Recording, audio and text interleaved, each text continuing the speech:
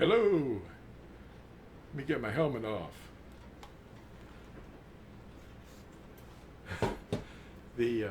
Hi everybody. This is Lew White. I wanted to read Psalm 80 today. It has some special meaning to the Nazarene. The Nazarene search team. We're SEAL Team 2. Sealing with the name. A lot of people are thinking, what? What's this name? They don't get it. In Revelation 2:17 it talks about a white stone will be given and a name written on it that no one knows except the one that receives it. There's not many that get it. It's kind of like the days of Gideon again. He's reducing our numbers and we're worried about people. I had a visit some years ago from a young man, and he was born and raised in the state of Israel, lived in Jerusalem, and he was very sincere. And he came to me here in Louisville, Kentucky. He just showed up at my door, and he said, "What is his name?" And I told him, Yahusha. And he said, "That does mean something to me." And I asked him, why don't the people that are in like Orthodox rabbinical Judaism, why don't they believe in the Mashiach that we believe in? Even if it's the Christians, even they call them Notzarim. We're Notzarim, the branches or watchmen of Yahusha's teachings. Well, they know who we are. Even a Pentecostal or a Baptist or a Catholic, they refer to them as Notzarim in Israel. They're all the same to them. But I asked him, why don't they believe in him? And he said, it isn't because he didn't do wonderful things. And they believe that the record is true. They even have their own record about him. They teach that he was a magician or something, and he had some method of putting the name under his wrist skin or something and hiding it, and that gave him power. Well, there's all kinds of myths. People make up stuff all the time. But he answered my question very clearly. He said it's simply one reason why they don't believe. Because J-E-S-U-S doesn't mean anything at all to them. It doesn't mean anything. And the name does have meaning in Hebrew, but not J-E-S-U-S. That's a made-up name. It's less than 500 years old. So, what is the deal with this name? Why do people have trouble with it? They don't argue about the origin of the name Daniel or Adam or any other Hebrew name. Well, they do distort a lot of them, like Yahu was distorted to Isaiah or Isaiah. The I-A-H at the end of the names is really Yah. Well, I'm going to read Psalm 80, and we're going to hear the word, the name Yah in here. Now, recently, and this has been going on all my life, I'm entering my 71st year in a few days. This coming Shabbat will be entering into my 71st year on the planet. All my life that I remember them saying, well, in regard to Yahuwah's name, it doesn't really matter that we say his name, but we have to think of him as a character, or a persona, or his esteem. But it's not really important to know how to say his name. And that never made sense. How do you tell who you're talking about? If you're talking about Adam or Michael or David, or any of the people that we read about in the scriptures, isn't it important that we know who we're talking about? Well, he says, I am Yahuwah, that is my name. He didn't say that as my character. The word character in Hebrew is another word. In fact, there's about 11 other words that all mean character, but they're never defined as name. So anyway, the real name seems to be an obstacle for people. Here's an article that you can download for free at our website, TorahZone.net, or any of the other websites that we have, like LambLegacyFoundation.com. And it talks about the name in here, the real name, and it's Hebrew. Well, I also have a more expanded view of this. This is the back cover of a book you can get at Amazon. And it's called, I am Yahuwah. That is my name.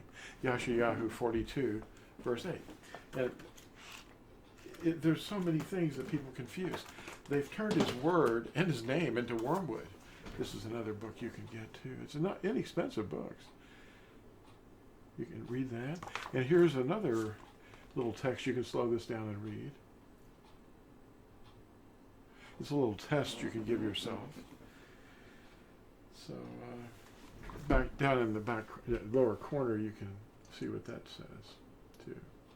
Because there's very little time in these videos to cover everything, but there's so many evidences that he's really talking about his name. The first commandment emphasizes his name, and it says, I am Yahuwah, your Elohim. Have no other before my face. And then he talks about in Exodus, or Shemoth 23, verse 13, that you're not even to take the names of pagan deities on your lips. What does he mean? Take the character of their names? No, he says their names. He knows what he's talking about.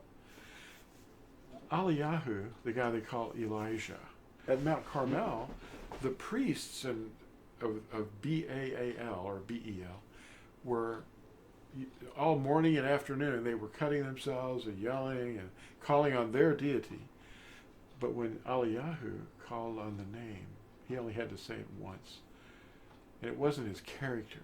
It was his name. And I don't know how people get so confused. But anyway, in the beginning of this book, I wanted to read this real quick. I think it's, this is volume 2 again, which you can get at Amazon. And here's the front cover. Okay, watch this. At Psalm 102, verse 18, it says, this is written for a generation to come, so that a people to be created. Praise Yah. Now why is it written? It's written so that a people to come, to be created, will praise Yah. So they'll see his name, and they'll say, wait, well, the translators have taken the name out of the Christian popular editions, like the NASB, the NIV, and most of the other, the King James Version. The name is just not presented to you. Everywhere you see L-O-R-D, the translation of B-A-A-L, B-E-L. Now, let's run through and see if we can find Psalm 80. Psalm 80 is wonderful. There's more than just one tribe, but he's mentioning a few of the tribes in here. Listen carefully. I'm going to show you the text real quick so you can read it. Tehillim, Psalm 80.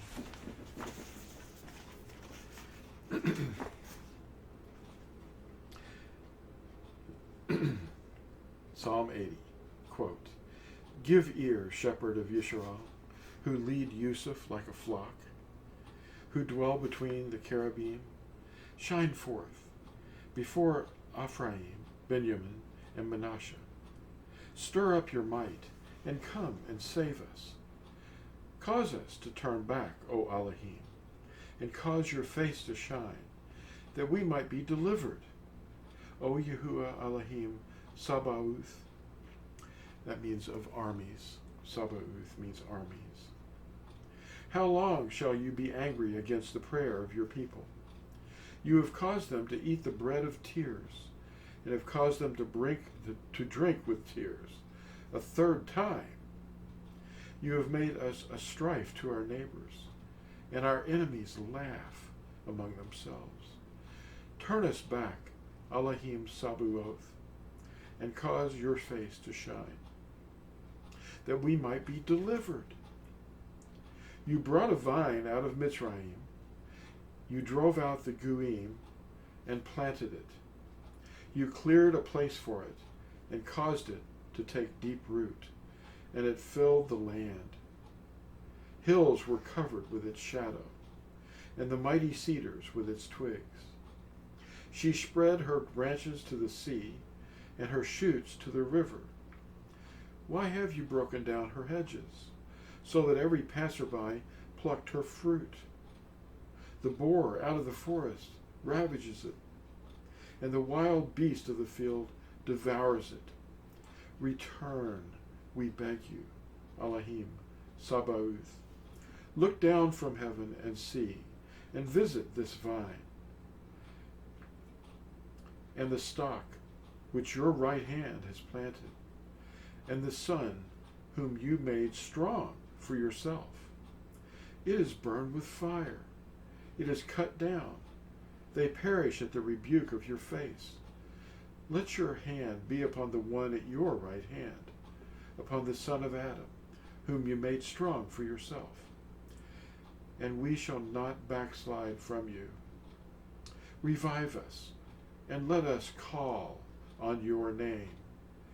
Turn us back, Yahuwah, Elohim, Sabaoth, and cause your face to shine, that we might be delivered. Thanks for watching, and we'll talk to you next time. Bye now.